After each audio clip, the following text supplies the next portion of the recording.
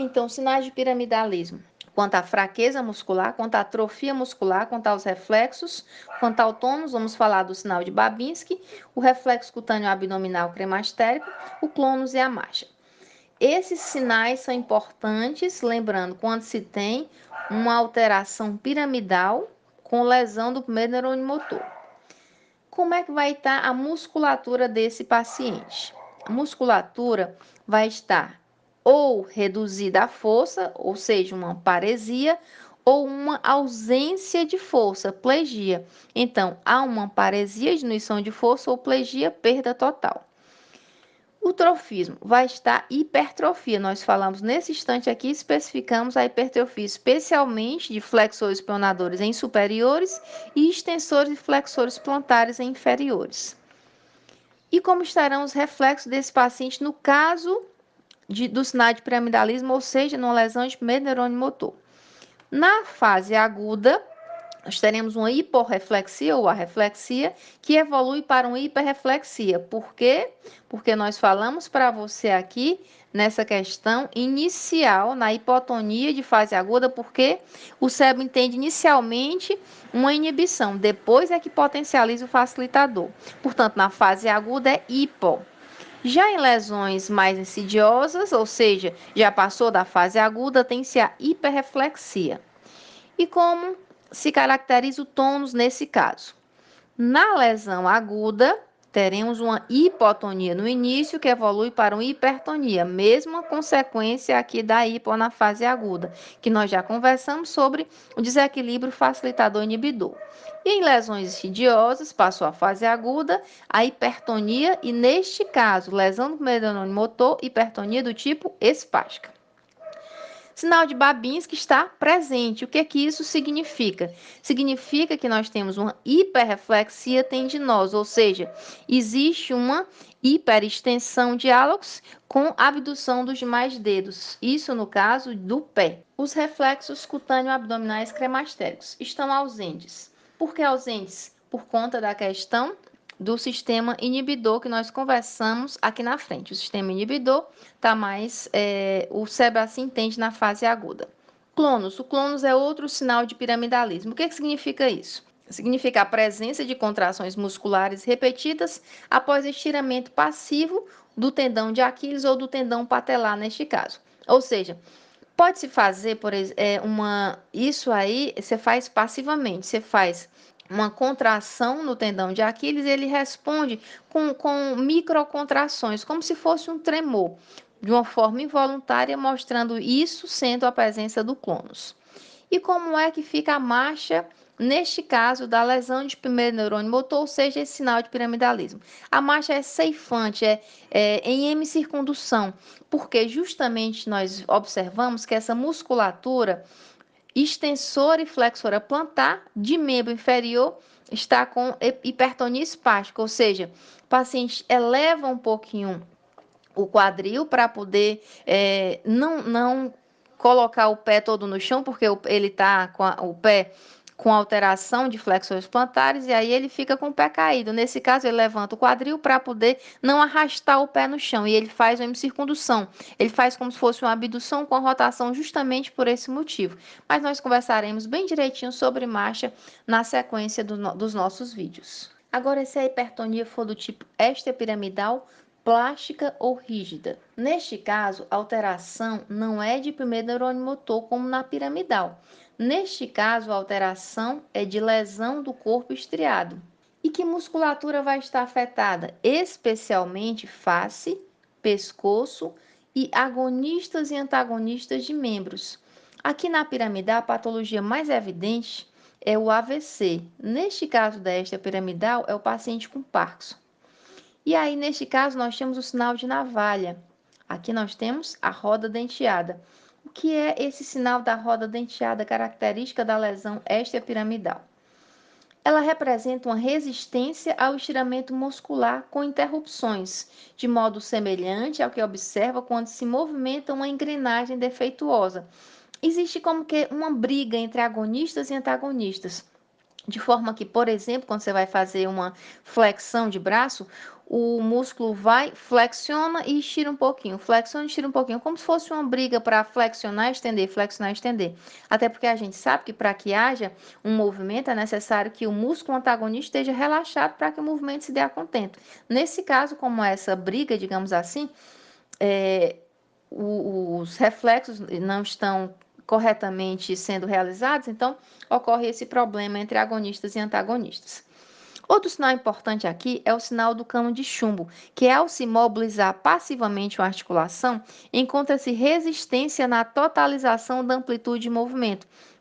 Se você for fazer da mesma forma, por exemplo, uma extensão de joelho, durante todo esse movimento que você realizar, vai encontrar uma dificuldade na realização, mostrando então uma rigidez, ou seja, uma hipertonia rígida caracterizada por uma lesão do corpo estriado. Outra característica importante é que lá na piramidal nós temos o clônus, aqui nós temos as miofasciculações. E o que é miofasculação? São contrações involuntárias de grupos de fibras musculares visíveis durante o repouso. É como se fosse uma contração, são microcontrações estando a musculatura mesmo em repouso. E os sinais de extrapiramidalismo, assim como a lesão no primeiro neurônio motor, as lesões extrapiramidais também têm características quanto à força muscular, quanto ao trofismo, reflexos, tônus e marcha.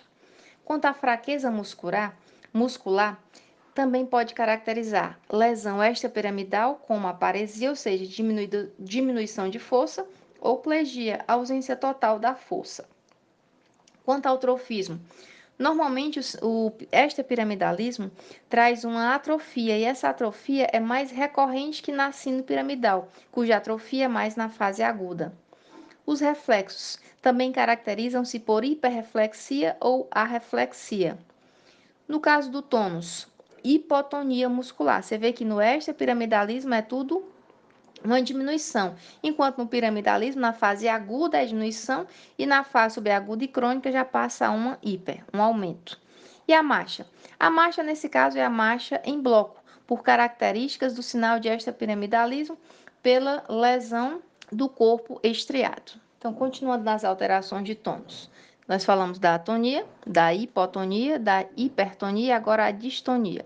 A distonia caracteriza-se também por contrações musculares involuntárias, só que nesse caso essas contrações levam a movimentos repetidos e ou de torção, torção como se fosse uma rotação. Vamos a mais questões para ver se a gente aprendeu um pouquinho do que foi colocado. Questão 8. Paciente com 60 anos, sexo masculino, portador de uma hemiplegia à esquerda, com sequela de isquemia cerebral, apresentando esse quadro clínico há 2 anos e tendo como uma de suas complicações uma alteração do tônus muscular. Se ele tem uma hemiplegia à esquerda, ele teve uma lesão na via córtico-espinhal eferente, então ele tem aí aqueles sinais de piramidalismo, lesão de primeiro neurônio motor.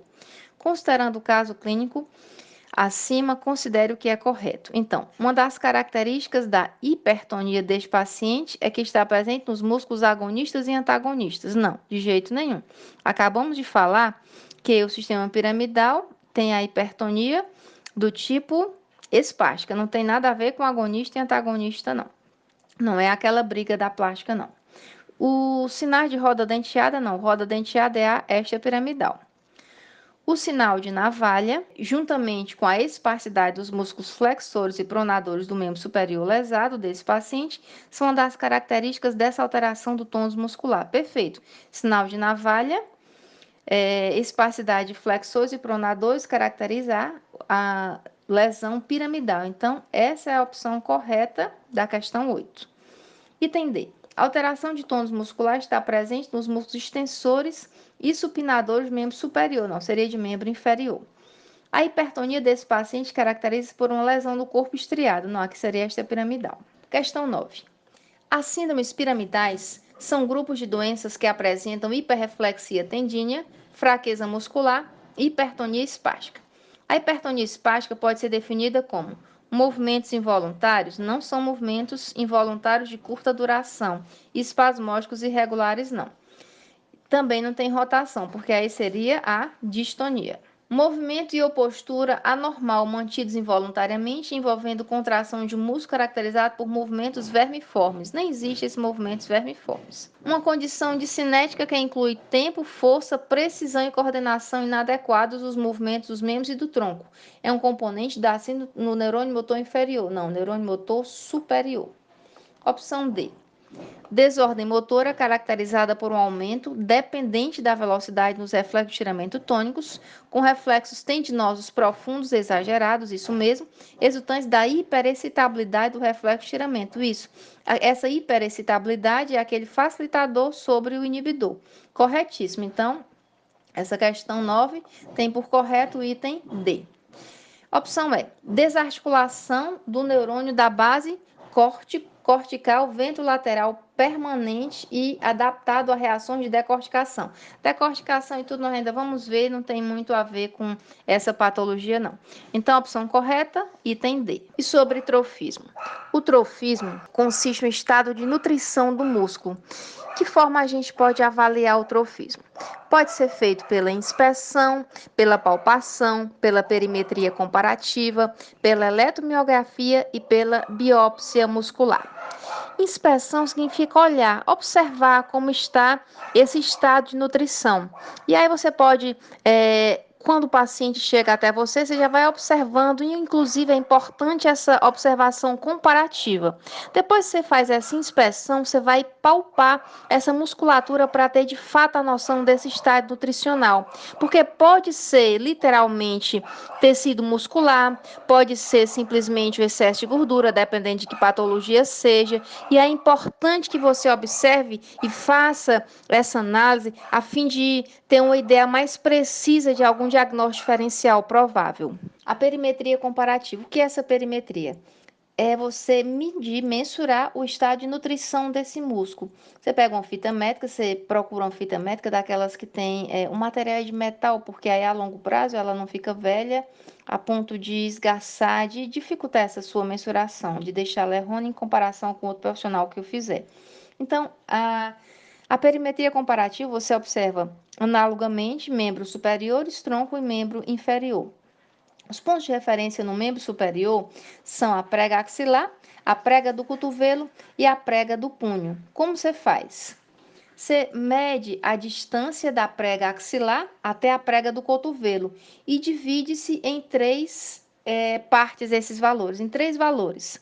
Depois que você faz essa mensuração, você vai para a distância entre a prega do cotovelo e a prega do punho e divide também em três valores. Você faz no membro superior direito e no membro superior esquerdo, analogamente, essas mensurações, e aí compara se há semelhança nessas mensurações, um aumento, uma diminuição. Normalmente, no lado que a pessoa tem mais atividade, tem uma mensuração um pouco maior, mas quando essa medida não é tão assim, não alterada tanto, é considerado padrão. Como você faz no tronco? Quais são os pontos de referência? Nível axilar, nível mamilar no caso dos homens, porque nas mulheres fica difícil essa mensuração, o apêndice tifoide e a nível do umbigo. Como é que se deve proceder neste caso? O paciente inspira ao máximo pelo nariz, depois ele expira ao máximo pela boca e aí se faz a mensuração após essa ex. Em seguida, o paciente volta a inspirar ao máximo, medido-se então. Depois dessa mensuração, ele respira normalmente e aí faz uma nova mensuração. Essa mensuração é o padrão entre a ins e a ex e a mensuração normal. Faz porque aí, logicamente, você não tem comparativo entre superior e inferior, então você vai comparar o tronco cheio de ar e aí esvaziado, para que você tenha esse resultado do tronco. Já no membro inferior, os pontos de referência são a borda superior da patela e a borda inferior da patela. Como se realiza? Com a musculatura relaxada, estando marcada com a canetinha a borda superior e inferior da patela, prossegue-se a medição do terço proximal, terço médio e terço distal da coxa no lado superior da patela e do terço proximal médio distal da perna. Você faz bilateralmente, compara assim como no membro superior. Outra forma de analisar o trofismo é pela eletromiografia, que é o registro gráfico ou sonoro das correntes elétricas geradas no músculo ativo, para ver se ele está funcionando, se existe alguma lesão nervosa, etc. E a biópsia? A biópsia é a remoção de uma pequena amostra de tecido de parte do músculo, que é testado em laboratório e aí vai se verificar, dentre outras, se tem infecção, se tem doença muscular e etc. Agora, vamos às alterações do trofismo. Pode ser uma hipotrofia ou atrofia e pode ser uma hipertrofia ou uma pseudohipertrofia. No caso das pode ser por uma lesão, por uma alteração, por uma patologia neuropática ou miopática. Se for neuropática, pode ser do tipo degenerativa ou não degenerativa. Nas neuropáticas degenerativas, a repercussão é por lesão do segundo neurônio motor. E nas neuropáticas não degenerativas, a lesão pode ser do segundo neurônio motor ou simplesmente por desuso.